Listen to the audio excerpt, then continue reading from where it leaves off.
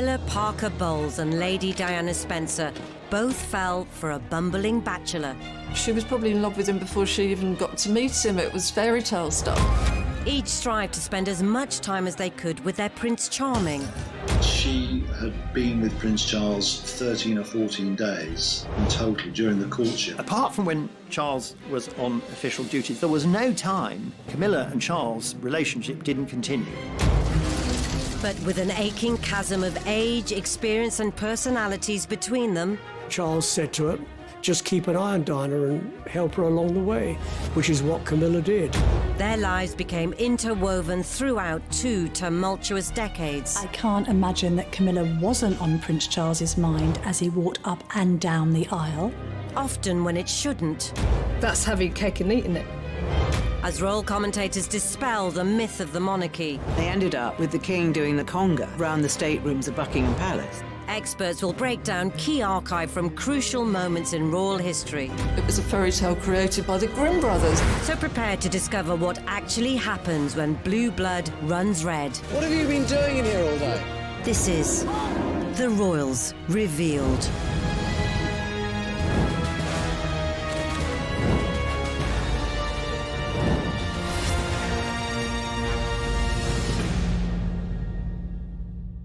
In this episode, we'll reveal how these two women who seemed worlds apart would become forever linked. Her school friend said of Camilla, she is pathologically ambitious. She will only marry a very rich, influential, powerful man. She wants to have fun. Whereas with Diana, you never got that sense that her main purpose in life was to have fun. Events would bring the most unlikely love triangle together. There were people who had colluded in what turned out to be the biggest con job that the British royal family had ever pulled on the nation.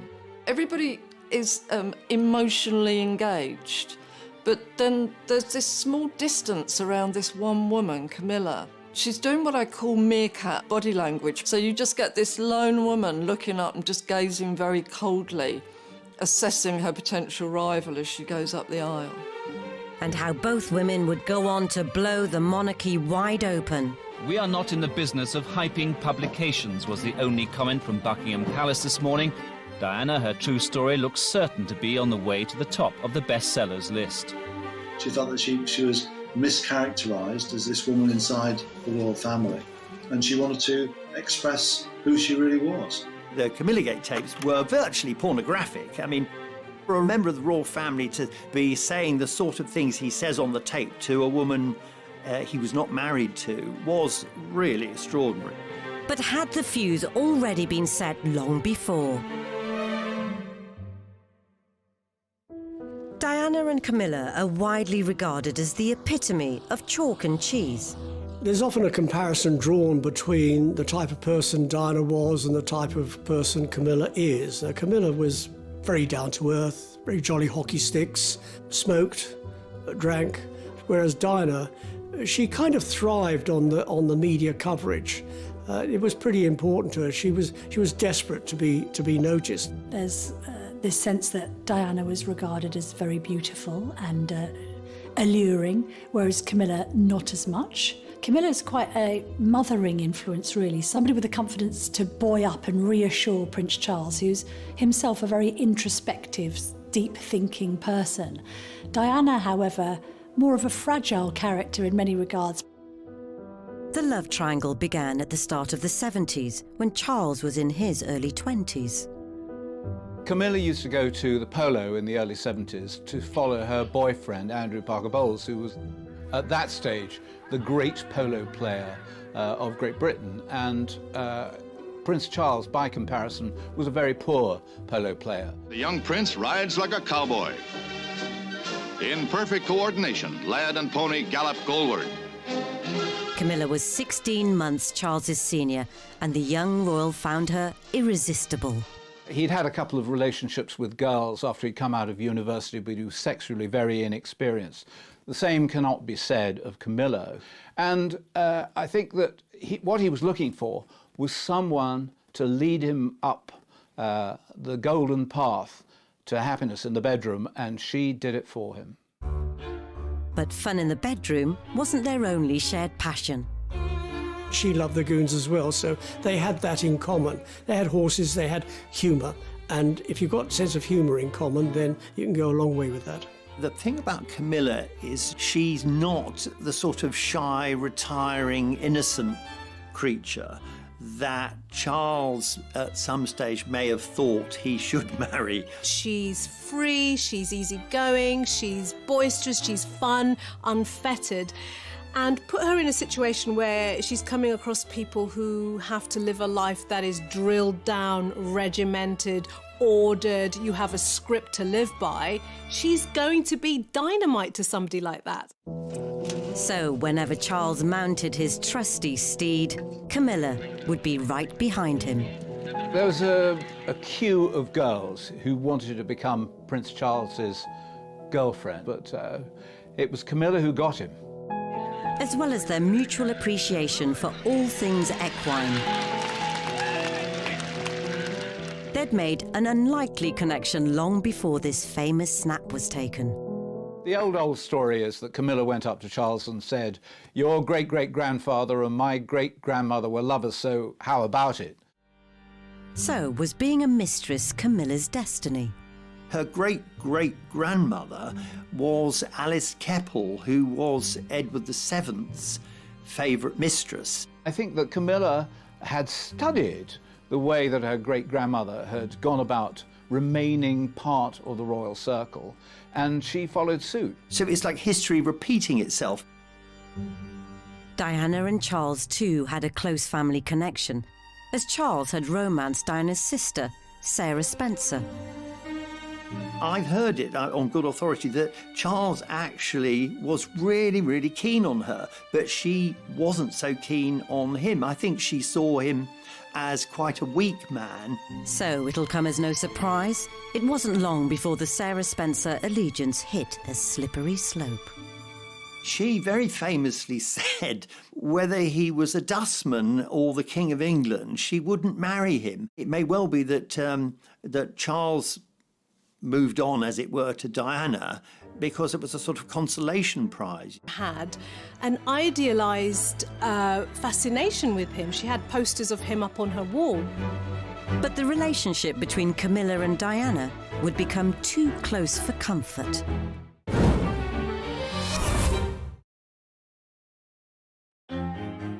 In the 1970s, Prince Charles had enjoyed a string of romances. There were a lot of them. There were a lot of very attractive ladies on his arm, but none of them particularly serious. As the decade drew to a close, it was felt that any horsing around should be put to rest. And for Charles to find someone to bring some feminine delicacy to his stuffy solo exploits. What don't you like about that hat? If you move, they bash you on the face. I'm not discovering whether they keep the flies on. I think the Queen Mother and Prince Philip both tried to give him a nudge in the marriage direction and say to him, look, it's probably time now that you settle down. But it was just a question of finding the right bride. He was also being attacked by the British press because he promised that by his 30th birthday he'd be married. That was a foolish mistake. He should never have said it. I think Camilla felt, she was a tough woman, but I think she was hurt at that time by knowing that the royal family just couldn't accept her because she wasn't young, she wasn't innocent. They were looking for a white, Anglo-Saxon, Protestant, aristocratic virgin, and somebody who would tick all those boxes. Charles fell hook, line and sinker for Camilla from the moment they first went to bed together, but she knew that she could never be a royal wife. By the time he came across Diana, he was getting pretty desperate. But when they had their first proper conversation, it was definitely not a time for flirtation. It was just after the honorary uncle, Lord Mountbatten, had been assassinated by the IRA, and Diana said to him how awful this was and how difficult it must have been for him at the funeral. Once she said that, he was all over her, like to use her phrase, like a bad rash. Lord Mountbatten actually played a very cynical role in Prince Charles's love life. On the one hand, he allowed his house at Broadlands to be used as a base for Charles and Camilla to go to bed together. On the other hand, he was using it as a place where Charles could meet other girls in the hope that sooner or later one of them would stick. And he was determined, if he possibly could, to have a hand in queen making. It's thought Lord Mountbatten, 7 years previously, was so determined for Charles to stop his affair with Camilla and concentrate on securing a suitable bride, he arranged for him to be posted abroad. Charles had a strong desire to want to get engaged, to want to be with Camilla, and then guess what? He's sent away for 7 months. Now, it's a normal human reaction. If this is someone you're in love with, you're emotionally bonded with, and they're sent away, you're going to want it even more. And I think this is exactly what may have happened with Charles. Whether royal strings were being pulled or not, while Charles was at sea, Camilla had married Andrew Parker Bowles, and as they moved into the 80s, the press were promoting a new potential princess. Initially, Diana was portrayed as shy Di. She was very much considered somebody who went around her business with her head bowed, not a particularly extroverted character. In some of the footage, we can see that she's actually doing a complete cut-off gesture, which is that she's completely covering her face with her hands. Now, it made her look haunted and hunted. It implies that she's not enjoying it. And also, I think that was more for Charles, that signalling. That, look, I'm not vying for publicity, I'm not gloating about the fact that I might be the woman of your dreams. And also, I wouldn't mind a little bit of protection and looking after as well. I think she was trying to trigger that part of Charles's psyche that I don't think he ever had. Diana, the moment she burst onto the national scene, was seen as a perfect English rose, and she was seen as the perfect match for Prince Charles. Diana was also a virgin, and it was felt at the time that Charles should be marrying a virgin. The attractive, shy and innocent Diana may have been a suitable match for the firm, but perhaps not for Charles. At this point, Charles was doing what he became so good at. He would have won a medal for it if it was an Olympic sport, which was ignoring Diana. So he'd gone out with her and he's talking, I think, to Camilla's husband. And we can see Diana, she's just been left alone at that moment, even though he's standing next to her. And I think she does look fed up. Even when we saw her with him, we were seeing her alone. They never pitched up like a double act. Yet far from keeping his mistress and his betrothed separate, remarkably, many of Charles and Diana's early meetings came at the Parker Bowles estate in Wiltshire. When I was working with Diana on her biography, we worked out that she had been with Prince Charles about 13 or 14 days in total during the courtship, and most of that time they were at Bolehide Manor, which is where Camilla and Andrew Parker Bowles lived, or that they were at the races with Camilla, or there was some other function with Camilla. She was always present. And I think there was a naivety around Diana's attitude towards the relationship between Charles and Camilla, that they were close friends, both from the kind of equestrian, horsey set, had known each other for years. I don't think Diana realised that they were carrying on as lovers behind the scenes. I wonder whether this was Charles's attempt to integrate the two sides of his life, love and the intimacy with Camilla, and duty, marrying the virginal Diana. That's having cake and eating it. So yes, the wives, girlfriends, lovers would go and watch their other halves playing the game, and that's how they were kind of thrown together.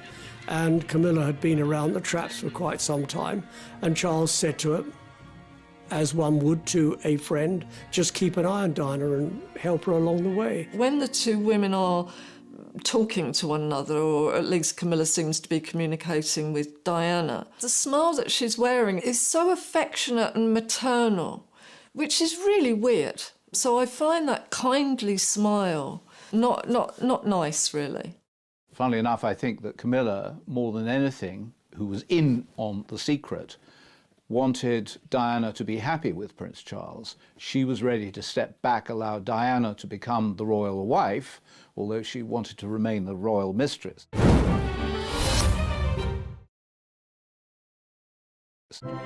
All eyes were on Diana as she attended her first official royal engagement. Apart, perhaps, from Charles's.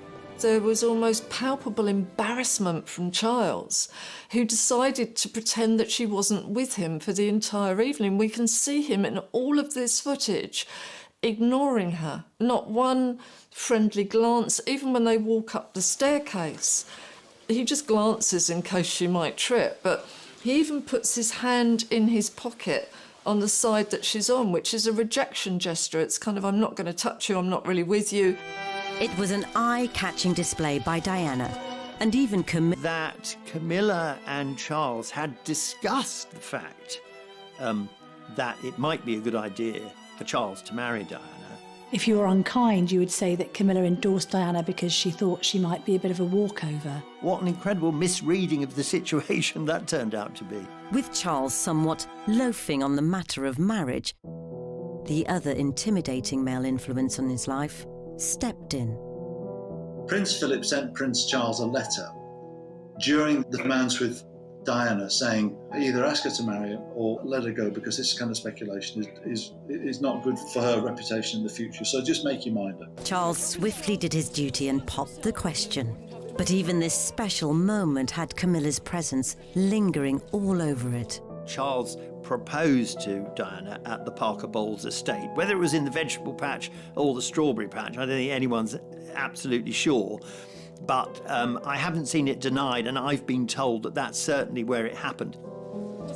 Though the news was still to be announced, Charles had spilled the beans to Camilla, who'd somehow managed to leave a letter of congratulation in Diana's bedroom, saying how she couldn't wait to see the ring.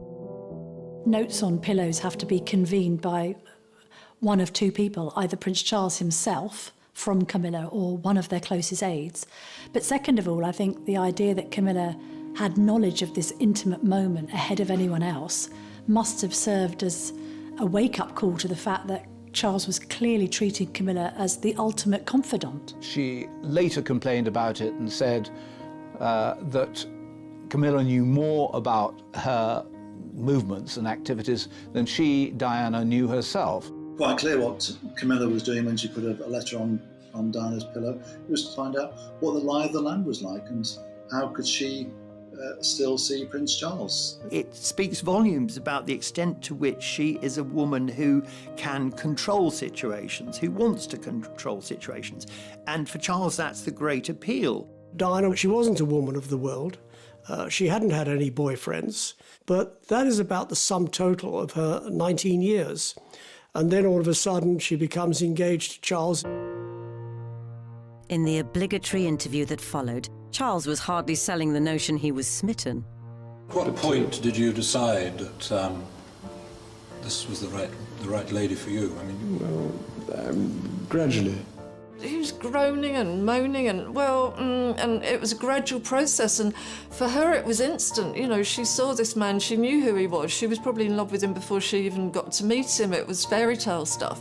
She was playing up to the cameras, she knew what her script was, she was ready to say, I am in love with this man and it's all going to be wonderful. But he, unfortunately, a man of some conscience, was thinking, Camilla's watching this.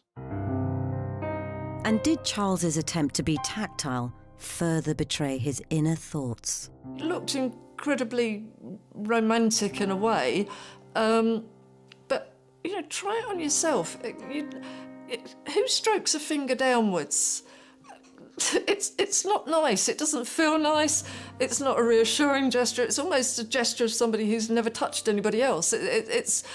You'd go sideways or you'd go from the knuckle up to the fingertip, not the other way. So even that must have felt quite weird for her, I'm afraid. And away from the uneasy hand stroking, Charles really put his foot in it.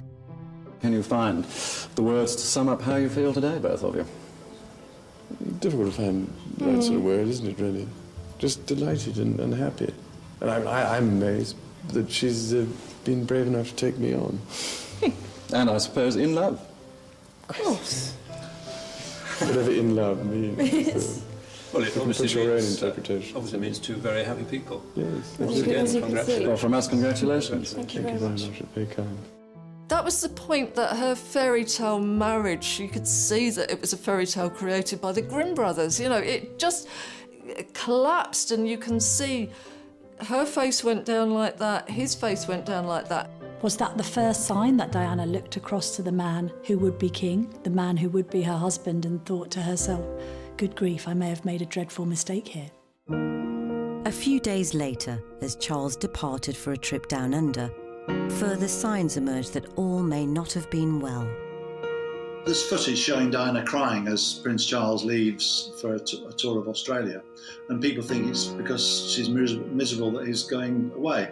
Part of that was true, but also it was the fact that when she entered the waiting room at the airport, he's on the phone to Camilla, and she thinks, I'll just leave them to it. But by then, she's realising that this relationship is far more complicated and far more sincere and long-lasting than she'd ever thought. So these weren't tears of grief at their parting. They were a sign of a woman scorned.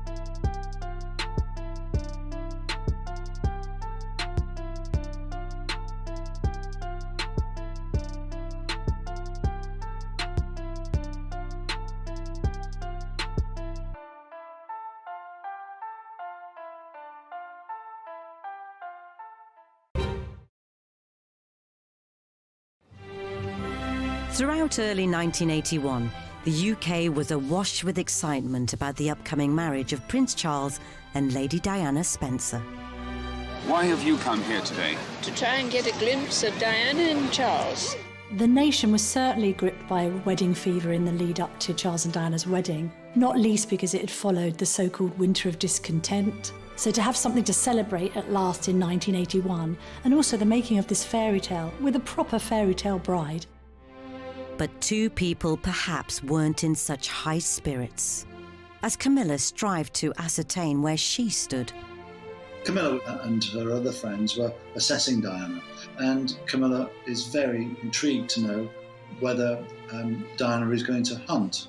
And she says no, she's not. And so Camilla was relieved about that. And that really was the fact that it meant that she still had an avenue to see Prince Charles on a regular basis. Meanwhile, Diana's suspicions of Camilla were also on the rise. I think that Diana was feeling a bit tender and a bit sore and a bit neglected as well by Prince Charles because he was busy doing royal engagements. And then she comes across this bracelet that he ordered for Camilla. The discovery of the GF bracelet raised a lot of questions in Diana's mind. I think there was a sense that she knew automatically that it was for Camilla, found on Charles's assistant's desk as a present, really, a farewell present, if you like. But what did the GF stand for? Did it stand for Girl Friday, which suggested an intimate relationship between Charles and Camilla? Some say it might have stood for their nicknames for each other, Fred and Gladys, although it was never confirmed what the initials meant. I think for Diana, what it may have triggered was an earlier wound about abandonment. I mean, this is a girl who would have experienced her own parents' divorce. This is a person who was sent off to boarding school when she was little. A lot of separation anxiety, a lot of abandonment issues may have been re-triggered in that because she would have felt, here I am on the outside looking in. I'm not part of this relationship. Something is going on and I don't feel loved in this particular situation. The battle over the bracelet made Diana consider pulling out of the wedding. She said to her sisters, I just can't go through with this. And they said to her very famously now, too late Dutch, which is their nickname for her, your face is on the tea towels now, so you can't chicken out. Curiously, at the same moment, Charles was saying to Camilla, I can't go through with this. Both of them realised it was a mistake. And Diana, particularly because she was young, because she was volatile, was taking it worse than Charles was. But outwardly, at least, they needed to try and keep up appearances. I had tea with them 2 days before the wedding, just the three of us, and they seemed besotted with each other. If Diana looked downbeat on the commemorative towel, she'd be positively fuming at what happened next. Apart from when Charles was on official duties, there was no time during which Camilla and Charles' relationship didn't continue. And I would go so far as to say right up to Charles's wedding to Diana. As proceedings got underway, one half of the wedding party were supremely relaxed. Having been the crusty old bachelor, he hadn't been very interesting to either the press or the public, or very popular, until he decided to get married. And then suddenly he'd shot up to #1 in the royal family as people loved him, they cheered him. He probably hadn't noticed that they probably weren't cheering him, actually, but as long as he was near Diana, he could think it was for him. Charles and Diana will forget everyone except each other as they take the vows to love each other in sickness and in health, for better, for worse. I can't imagine that Camilla wasn't on Prince Charles's mind as he walked up and down the aisle. A little look to each side, possibly not a moment for recognising faces. Diana, too, was taking in all her surroundings, and there may have been an unwanted sight in her peripheral vision.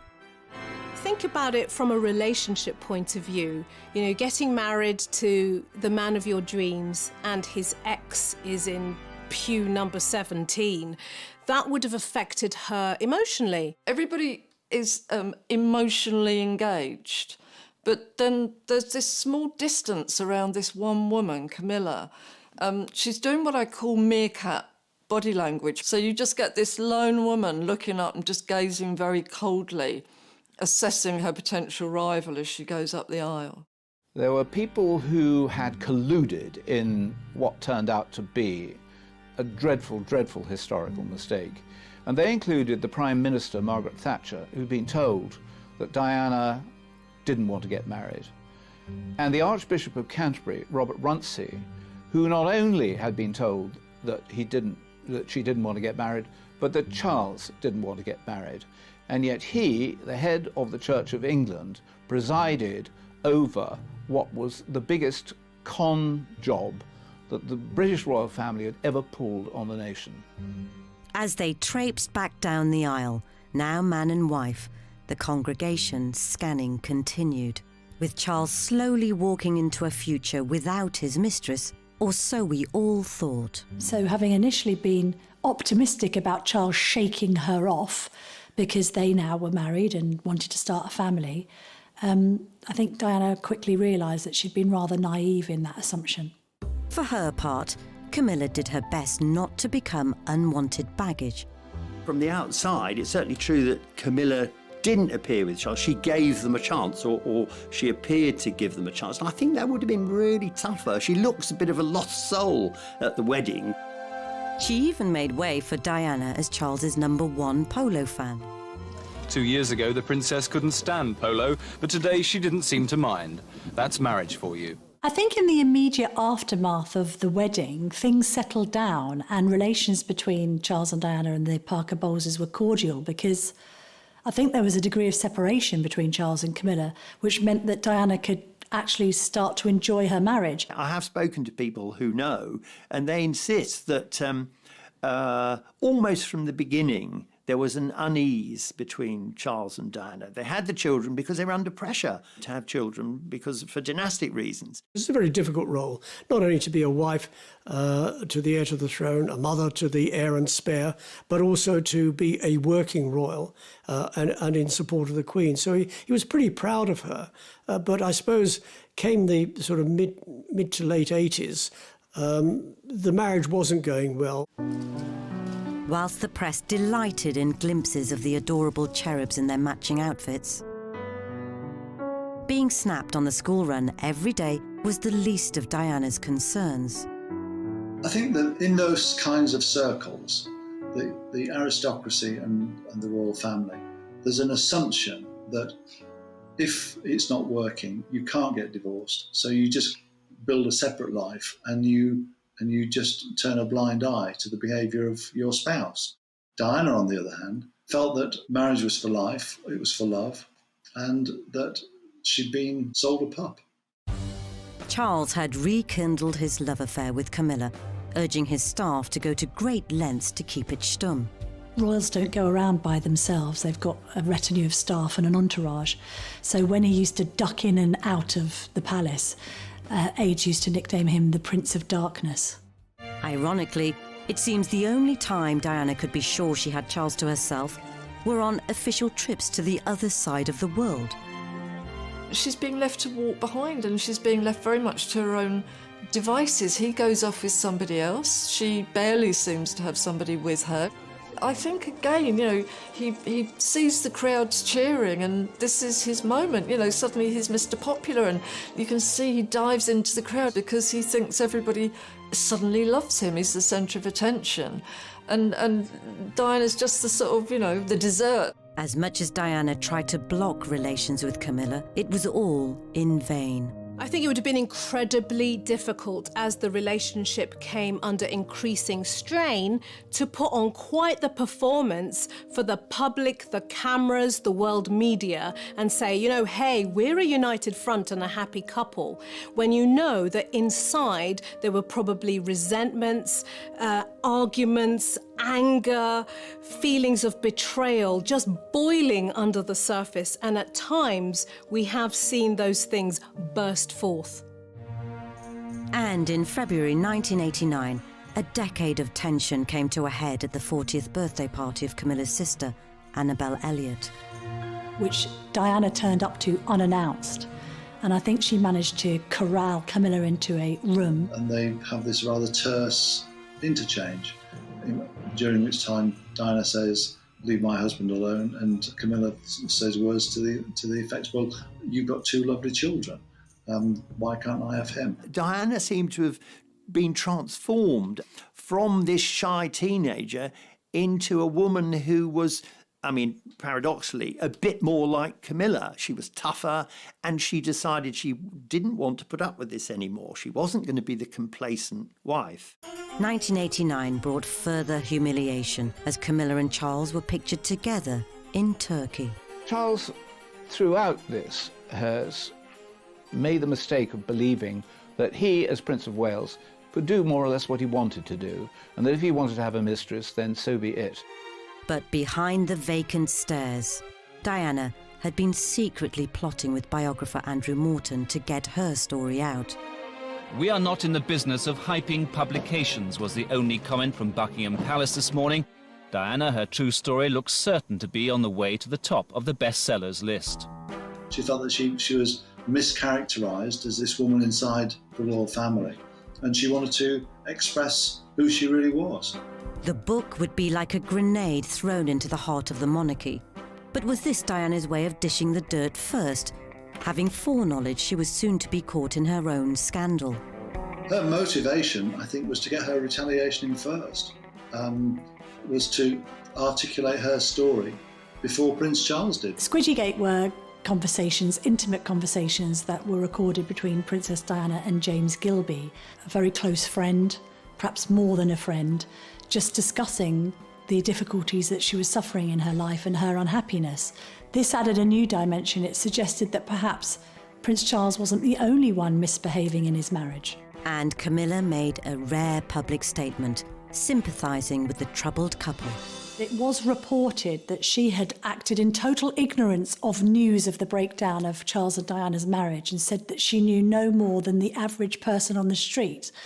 Although, of course, that was later proved to be complete and utter nonsense. That proof came in the form of her own phone tape scandal, of salacious sweet nothings with the heir. The Camilla Gate tapes were virtually pornographic. I mean, for a member of the royal family to be saying the sort of things he says on the tape to a woman he was not married to was really extraordinary. The transcript of the alleged sexy talk first appeared in the Rupert Murdoch-owned Australian New Idea magazine, though the UK papers were unusually reticent to go full guns blazing with the scoop. We have taken the decision today not to publish the full transcript of the Camilla Gate tapes.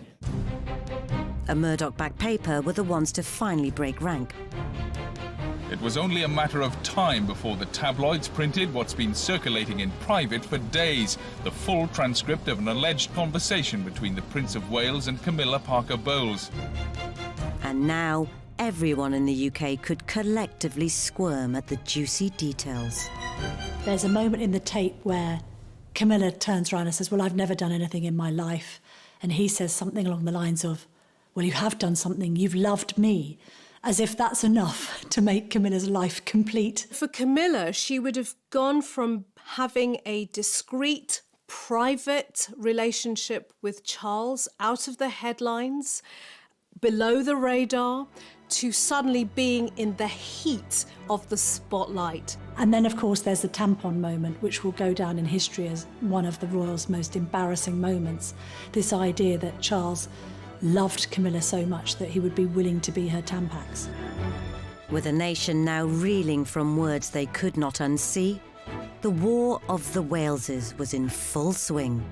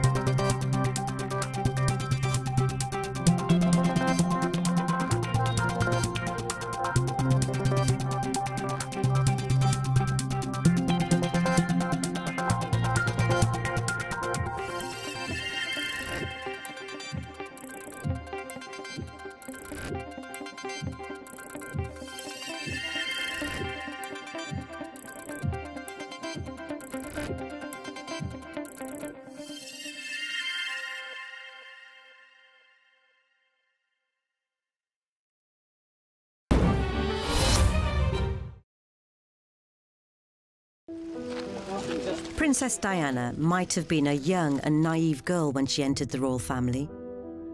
But by the time she left it, the whole institution wondered what to do next. The War of the Waleses had been a bitter battle. After Charles and Diana both aired their dirty laundry so publicly, The Queen stepped in to push the divorce proceedings. The effect of the War of the Waleses on Camilla was catastrophic because it cast her as the Scarlet Woman. She really was regarded as the lowest of the low at that point. Camilla's love for Charles must have been such that she was able to stand by her man. She must also be incredibly emotionally resilient to cope with being thrust into the spotlight as the mistress, as the bad guy in this story. And I think it's testament to her character that she was able to withstand that. So, the woman with a love of hunting had become the hunted. With the media dispatched to a remote corner of Wiltshire, to the annoyance of Andrew Parker Bowles and a defiantly gesticulating Camilla. She was in great distress. The one thing you can say about Camilla is that she has an amazing backbone and that she was always going to be able to survive in a way that fragile Diana found it much more difficult to survive. But at that time, suddenly, Camilla became the victim, not Diana. And I think very wisely during the War of the Waleses, she realised that no good could possibly come of her trying to explain her position. The Parker Bowles' marriage was also left in tatters.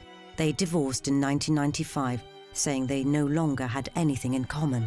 The spotlight which suddenly shone upon Charles and Camilla, you would think would put an end to the relationship, that frightened they would run away from it, that Charles would realise that his duty was to stay with his wife, Diana.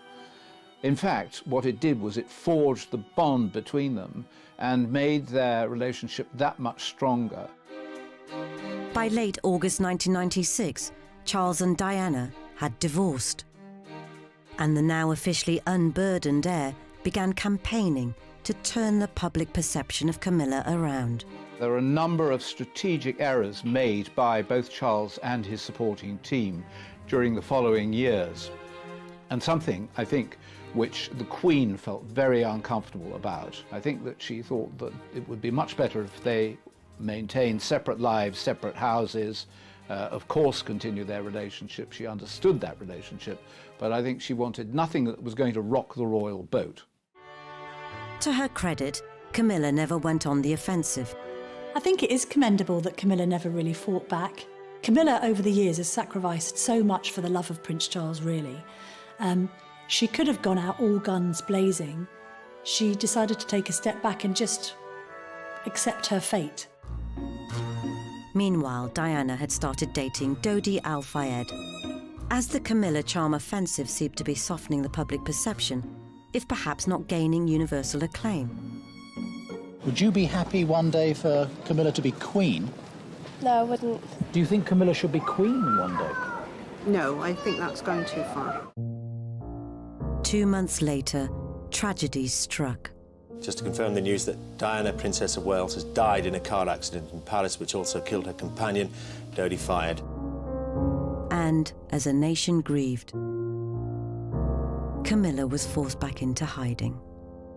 There had been, in the moments before Diana died, an assumption by the British public that Camilla was now the non-negotiable part of Charles's life. But the moment that Diana died, she suddenly became, again, public enemy number one. The couple had to wait a further 2 years before the time was deemed right for their first official outing, and Camilla's sister's 50th birthday bash at the Ritz. The Prince of Wales and Camilla Parker Bowles seen together in public quite clearly. No secret about their relationship now, none possible at all. The photograph that people have waited so long, the picture that people have waited so long to see. There was always going to be a huge response to Charles and Camilla's first outing at the Ritz, because this was putting Camilla on an official footing alongside a future king, basically saying to the world, you might not like it, you might not like her, this is the woman I love, and this is a woman I see in my future. It was well known at this time that the reason Charles hadn't married Camilla in the first place wasn't that he didn't want to, it was the royal family interfering. To mark the occasion, Camilla wore a necklace which was owned by her great-grandmother and the favourite mistress of Edward VII, Alice Keppel. Oh, Camilla's a very clever girl. She always wore that Alice Keppel necklace, if she possibly could, just as a reminder that she had every right to be a royal mistress and maybe a royal wife as much as anybody else. Having been the most hated woman on the planet, it was always going to be a slow sell, but Camilla wasn't going anywhere. Her stoic determination finally won over the Queen, and against all the odds, she married Charles in 2005. But as Camilla valiantly battled against the winds in Windsor, a nasty storm was kicking up outside Kensington Palace. I disapprove of this marriage today. I disapprove of the way Charles and Camilla treated Diana. It was despicable. Fortunately for Camilla, the naysayers' bark didn't have too much bite, and over the last 15 years, she's become part of the establishment in her own right. Camilla's become, in many people's view, the most successful new member of the royal family in a very long time. She has worked very hard to create an act which people will like and find non-threatening. She never wanted to be the new Diana. So she's a credit to the royal family, she's a credit to Charles, and she's looked upon by William and Harry as good for their father, and as far as they're concerned, if their dad is happy, they're happy too. When Charles becomes king, Camilla will be the Queen Consort, never officially a queen. But she'll be right behind Charles, as she's always been. Camilla is Camilla. Camilla, what you see is what you get. She doesn't put any airs and graces. She doesn't pretend to be anything other than Camilla. And that is what is so endearing. In a way, she's taken a leaf out of the Queen's book. She's never complained, she's never explained, and she's just got on with it. She's kept calm and carried on. I suspect the Queen looks back now and thinks, if only we'd let Charles marry Camilla in the first place, because they will be aware now that at no stage would Camilla have ever gone to the press, gone secretly to a journalist and supplied information for a book about her disastrous marriage. In other words, the Queen and the royal family have realised that Camilla is actually one of them. In a way that Diana never was. And I think that's made it easier for the Queen to accept. Whilst Diana may never have been suited to becoming Charles's queen, more than 20 years since her death, she still remains one of the nation's most beloved members of the royal family. And though Camilla might not ascend to the same levels of popularity, there's no doubt affection towards her continues to grow as we approach the time when her husband becomes king.